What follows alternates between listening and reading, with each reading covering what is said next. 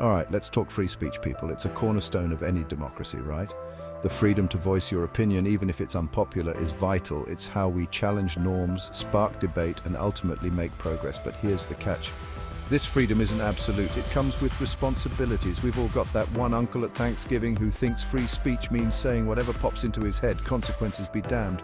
Newsflash, Uncle Frank, words have power. They can incite violence, spread hate, and cause real harm. And that's where things get complicated. That's where we need to figure out where the line is. Because while we should be free to criticize, question, and even offend, we can't just let loose with a constant barrage of hate speech and call it a day. Finding that balance, well, that's the tricky bit. So where exactly do we draw that line?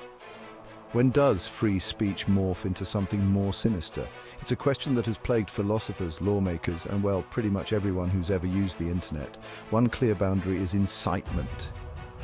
If your words directly call for violence or illegal action, yeah, that's crossing the line. Think shouting fire in a crowded theater when there's, no actual fire.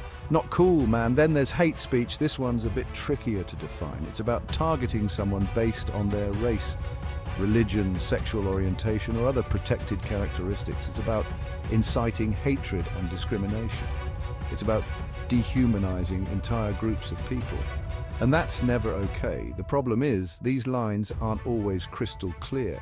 What constitutes a direct call to violence versus passionate, albeit heated, rhetoric? What's considered hate speech versus someone simply expressing a controversial viewpoint, even if it makes us squirm a little or a lot? These are the questions that keep us up at night. Well, me at least. You do you. Here's a thought. Sometimes the act of taking offense can be used as a weapon itself. Think about it. In the wrong hands, claiming to be offended can be a way to shut down conversations, silence dissenting voices, and control the narrative. It's a classic case of, I'm not going to engage with your argument, but I'm going to shout about how offended I am by it. It's a neat trick, really. It allows someone to avoid actually addressing the substance of what's being said and instead shift the focus onto their own supposed victimhood. Don't get me wrong, genuine offense is real. It's something we need to acknowledge and understand. But when it's used as a tool to silence others, it becomes a dangerous game. It stifles debate, shuts down critical thinking, and ultimately makes us all a little bit dumber. Think about it. Claiming offense can be a pretty effective silencing tactic. It creates this atmosphere where people are afraid to speak up, to challenge the status quo, or to even voice a different opinion, because who wants to be the one who gets publicly shamed for offending someone? Not me. This kind of chilling effect is particularly damaging in public discourse. It prevents us from having those tough conversations, the ones that might make us uncomfortable, but are ultimately necessary for progress. It creates echo chambers where everyone just agrees with each other and dissenting voices are silenced. And while it might feel good in the short term to shut down someone we disagree with, in the long run, it hurts us all. It creates a society where people are afraid to speak their minds, to challenge the status quo, to even think critically. And that's not a society I want to live in. Section 5, the fragility of public discourse. So, what happens when we create a society that's hypersensitive to offense, where everyone's walking on eggshells, terrified of saying the wrong thing? Well, for starters, we get a public discourse that's about as fragile as a house of cards in a hurricane. Instead of engaging with different perspectives, we retreat into our own little echo chambers, surrounded by people who already agree with us. We become less tolerant of opposing viewpoints, more likely to dismiss those who disagree with us as evil or stupid.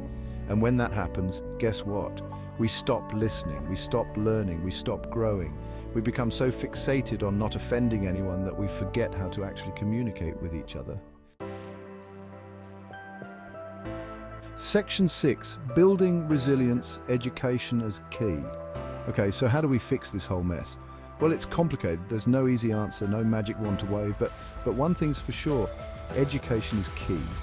We need to teach critical thinking skills. We need to encourage people to engage with different perspectives, even and maybe especially when it makes them uncomfortable. We need to teach them how to distinguish between genuine hate speech and speech that simply challenges their worldview. But it's not just about teaching people what to think, it's about teaching them how to think. It's about giving them the tools they need to navigate the complexities of free speech, to engage in respectful debate, and to stand up for what they believe in, even when it's hard. Section 7, the balancing act, protecting both speech and well-being.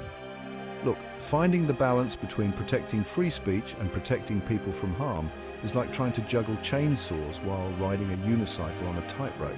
It's tricky, it's messy, and there's a good chance someone's going to get hurt. But here's the thing, we can't just give up. We can't let the fear of offending someone shut down important conversations. We can't let the loudest, most aggressive voices dominate the public square. We need to be able to have those difficult conversations, to challenge each other's viewpoints, and to be open to the possibility that we might be wrong. It's not always going to be pretty, and it's definitely not going to be easy, but it's essential for a healthy, functioning democracy. Section 8, navigating the grey areas, context matters. One thing's for sure, this whole free speech thing isn't black and white. There's a whole lot of grey area, and that's where things get really interesting because context matters, intent matters. A joke told between friends might land completely differently in a public forum. A statement made in a heated political debate might be interpreted differently in a casual conversation, and that's why we need to be thoughtful, we need to be nuanced, we need to be willing to give each other the benefit of the doubt, even when it's hard. We need to be able to have those uncomfortable conversations about intent and impact, about what's acceptable and what's not. Section 9, the importance of dialogue in a free society. At the end of the day, the most important thing is to keep talking, to keep listening, to keep engaging, because a society that's afraid to talk to each other, to challenge each other, to learn from each other, is a society that's destined to stagnate.